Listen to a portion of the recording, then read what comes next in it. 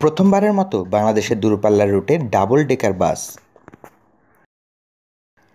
প্রথমবারের মতো বাংলাদেশের দূরপাল্লার রুটে বিলাসবহুল ডাবল ডেকার বাস এসেছে।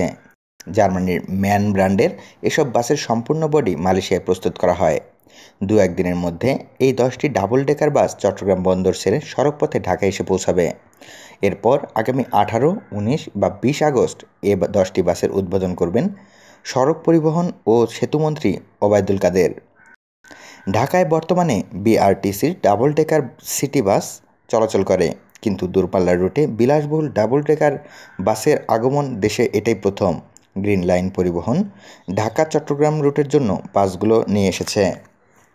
গতকাল রবিবার রাতে গ্রিন লাইন পরিবহনের জেনারেল ম্যানেজার আব্দুস সাত্তার এসব তথ্য জানান।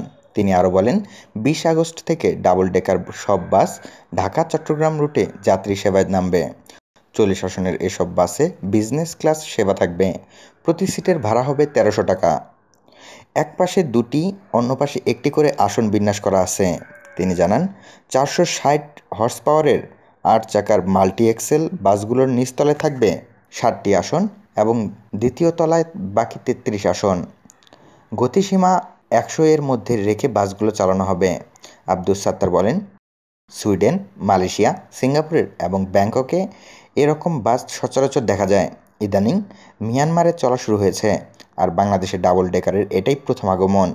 তিনি আরও বলেন, 5 রঙের 10টি বাসের মধ্যে 2টি আকাশি নীল, 2টি লাল, 2টি সাদা, 2টি কমলা ও 2টি গাঢ় নীল রঙের বাস।